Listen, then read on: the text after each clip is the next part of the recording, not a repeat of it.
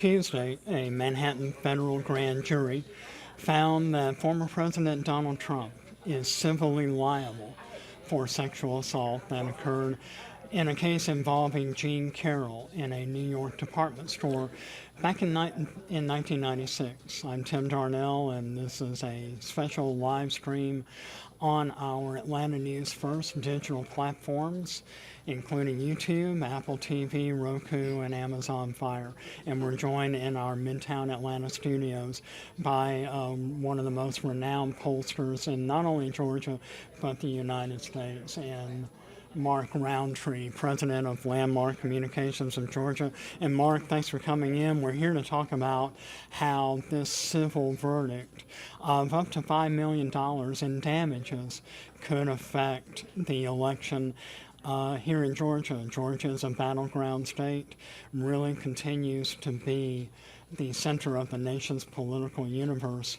How is all this going to play out between now and November 2024, which admittedly is a lifetime in terms of politics? Well, for the last few years, of course, Donald Trump has both inflicted and suffered tremendous political damage in all directions on people and against him. Over that time period, his numbers really have not changed. He lost the 2020 election by not a big change in numbers from the 2016 election. The question is, does new news, do new revelations about him change the environment, the political environment for a number of voters, enough voters to change the election? I think in the big picture, what's going to happen is we're not going to see a lot of changes in the political landscape in the sense of the macrocosm. In terms of the entire United States, in terms of the whole population, I think it's sort of baked in the cake that they understand that Trump, after all of the impeachments, all of the lawsuits, the congressional investigations, I think they understand he has an aggressive behavior. But I think there's also a significant part of the country that sees him as somewhat of a gladiator. They see that American civilization, as we have known it traditionally, is at stake, and they forgive some of the shortcomings. I don't think this is going to have a big picture effect on poll numbers or on Trump, but I do think on a state-by-state basis, which we can chat about, I think on a state-by-state basis it could have some negative impact. And on a state-by-state basis, we were talking before we went on air. Yes. We're talking about presidential elections that effectively can be decided by only a few tens of thousands of people in each state. In Georgia, arguably, Georgia is what propelled Joe Biden into the White House. And yet President Trump continues to have strong support here in Georgia. Poll after poll has shown him not only strong here in Georgia, but nationally. But let's talk about that fraction of voters in the center that can truly swing a presidential election and make history one way or the other. So when President Biden won the election in 2020, and by the way, when I say that, let's set aside the question for a moment of counting votes and what happened with that. But on the official books, President Biden won that election, and he only flipped 5 states away from Trump. And those states went by a very small margin toward Biden. So, for example, in Georgia, it was a little more than 11,000 votes. Wisconsin was another very close state. You're talking about 3/10 of a percentage point, 4/10 of a percentage point. Arizona, 2/10 of a percentage point that Biden won by. Pennsylvania, it was only 60,000 votes, give or take, out of millions of votes. So you're talking about very sliver-like margins of victory.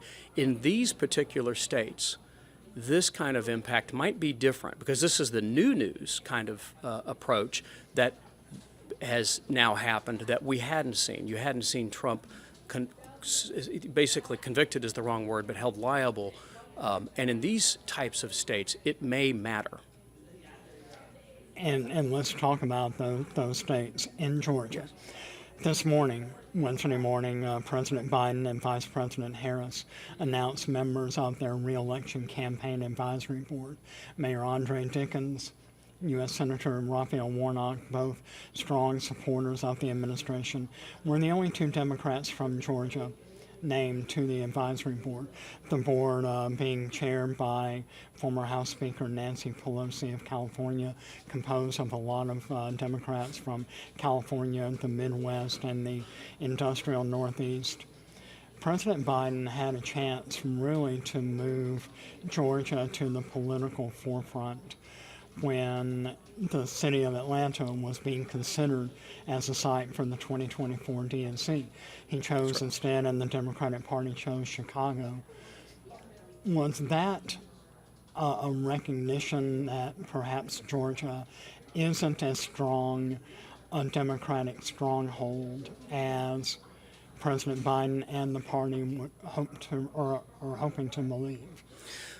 I don't think the internal appointments of well-known political figures matters at all in moving the needle on winning and losing elections, and I don't think it draws Biden any closer to Georgia. I think it was a significant mistake that the Democratic National Party did not make Georgia their site for their convention. Picking Chicago simply because, call it what you will, they got a lot of state funding to do that, I think is a mistake because it was not an ad. There was no value added to picking Chicago, especially with the crime problems and the tax problems and the loss of economic growth that has happened there. They should have picked Georgia. Now that's done, it's set aside. I don't think that picking Pelosi and Warnock and basically retreads that have run campaigns before, that doesn't say anything to the average voter. If they were to go out and find people that might be considered a little bit surprising, that might be fun. What if they were to go out and what if Biden had gone out and picked a Matthew McConaughey or somebody like that to chair it? That would actually get some news and that would actually get some interest. But I think it says that Biden is going to run basically the same kind of campaign he ran before with the same surroundings. These are the same people that were involved in 2020. It's not that they're bad. I just don't think that they add anything to the political equation for Biden.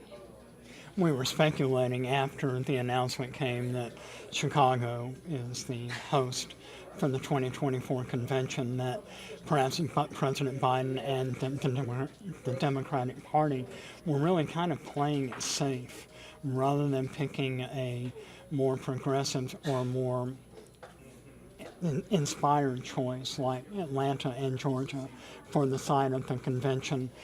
He felt safer picking Chicago, surrounded by the quote-unquote blue wall. Does not picking Atlanta and not picking Georgia and not taking these kind of politically maybe risky but more enlightened choices, does that dim the Democratic prospects here in Georgia? Well, I think Trump is in a better position in Georgia than he was 4 years ago. Now, in Georgia, I do have to say, or 3 years ago, but I do have to say, we don't know ultimately the impact of the ruling yesterday, or the finding by the jury, we should say. But I tend to think that, like I said before, on a national scale, there's not going to be a lot of movement in the surveys that are going on and in public opinion. But on a case-by-case basis, meaning state by state, there could be slivers of movement, and we just have to see. And that will primarily come from suburban women, educated suburban women in the North Atlanta suburbs. That could be a problem. This does not help Trump's case with making a case to those voters that he has re-earned their support. The other cities to sort of look at, the Phoenix area, this doesn't help with educated suburban women in the Phoenix area. Wisconsin, the same thing. The Philadelphia metro area, suburban area, these are the places where Trump has to do better. And he doesn't have to do a whole lot better, but he does have to do a little better. This ruling doesn't help, or this finding doesn't help. In terms of where this jury verdict was delivered, there's been tons of news over the past couple of months coming out of Manhattan and Manhattan grand juries. We all know that Trump is the first ex-president to ever be criminally indicted, and yet here is a jury awarding $5 million in civil damages.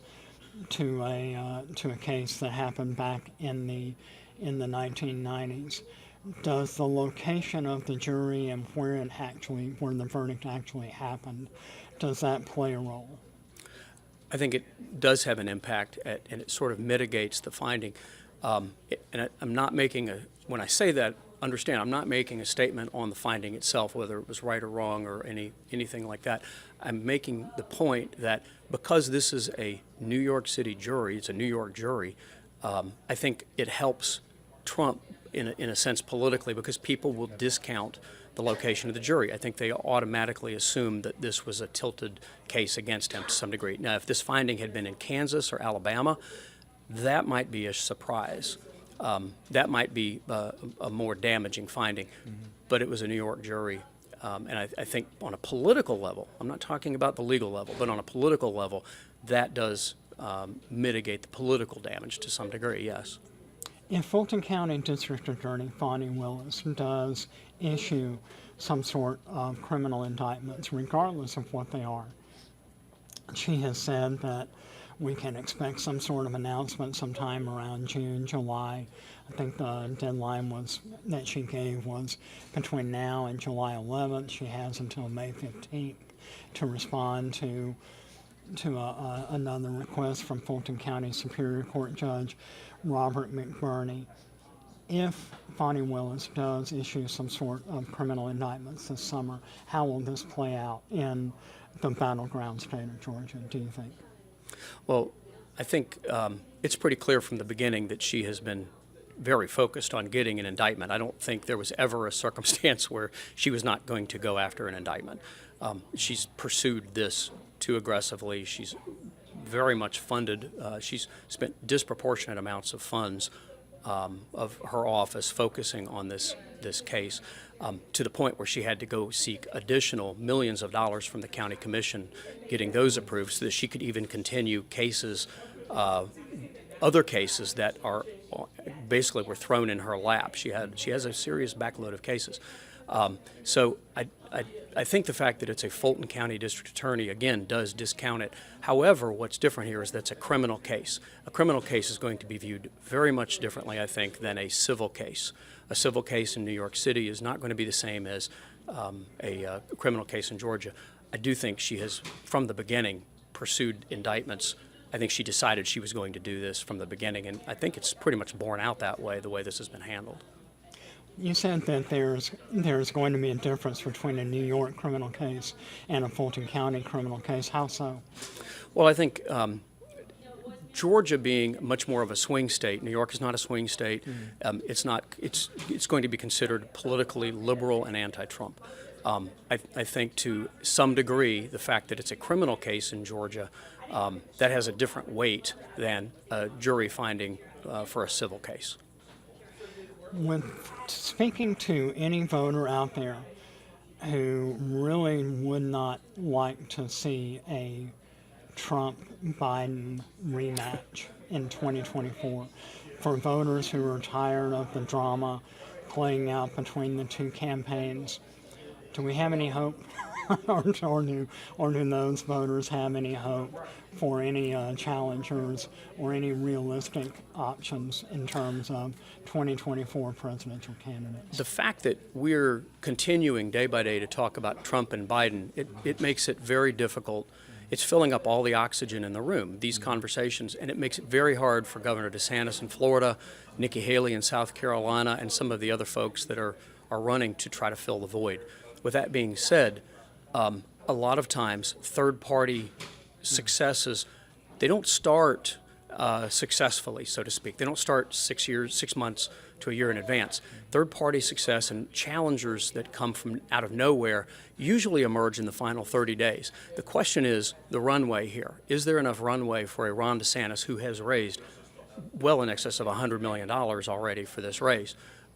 He is a formidable candidate. I think the case with Trump, both in Atlanta and in the criminal case in Atlanta and the civil case in New York, have kind of made it difficult for him to get traction, and he's decided to stay on the sidelines. I think he's about to enter the race. I do think that his numbers will start to move from the mid-20s probably into the low 30s by the fall. And if they're not, then he will have trouble. With that being said, right now this is a 20-point lead that Trump has. Right. It appears pretty consistently, regardless of which polling firm you're looking at. You have Trump in the 40s and you have DeSantis in the 20s. DeSantis is not going to lead until he gets in the race. He's held out probably a little bit long at this point, I think. Does Ron DeSantis need the support of Georgia Republican leaders like Brian Kemp to make his campaign a success here in Georgia? I think it's essential that he win Georgia. I don't think there's a scenario that DeSantis doesn't win if he doesn't win the South. And his political problem right now is that he's known on culture issues. He's culturally conservative. He's had, basically what is now tantamount to a war with Disney. You have if you remember the Martha's Vineyard trips from a year ago, where he sent illegal immigrants, it flew them to Martha's Vineyard, dropped them off, and let other people deal with the expense and the problem, which was humorous and put him on the map. On the other hand, a lot of those voters are already going to be very satisfied with Trump if those issues appeal to you. There is a margin here I would watch for a Nikki Haley type campaign. She's the former governor of South Carolina. She was well regarded when she was at the UN as ambassador. She is going to be here actually in June. She will be, if memory serves, she's going to be at a home of State Representative Deborah Silcox to do a meet and greet in the North Atlanta area. There is a margin for a third candidate to emerge that kind of hails not so much on the culture war side of things, but on the economic side. And I would be watching that. With all that being said, Trump takes up about 50% of the vote. Call it what you will. It's 45%. It's going to be very difficult for three candidates to hold out very long if his numbers hold. And right now, based on this New York jury finding, I don't think those numbers are changing right now. If you were to advise a President Biden or Donald Trump or Nikki Haley or a Ron DeSantis or any presidential hopeful for 2024 in terms of how to win here in Georgia, what would it be? You have to do something that's different. And if you remember, former Georgian Herman Cain ran for president, temporarily led the polls in Iowa and was leading nationally by half a dozen points. He was mainly known for a variation of the fair tax. The fair tax is an idea that has been pushed in Georgia, perhaps more than other states. It is basically tantamount to the permanent elimination of the income tax, replacing it with a national sales tax. There's more to it than that, but that is kind of the messaging of it. An idea like that, or a similar sort of sweeping economic issue, would be huge. Here's a question I would have for any presidential candidate, any congressional candidate. Why, after Republicans have controlled the Congress and the presidency at various points, why has the balanced budget amendment never been passed? It's overwhelmingly popular. That's another one.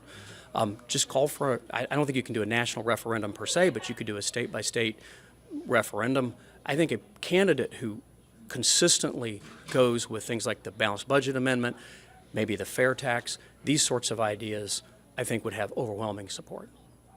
Those kind of economic populist, more populist related issues, why aren't candidates focusing more on those as opposed to the cultural issues, such as what's happening in Disney and the quote-unquote woke movement?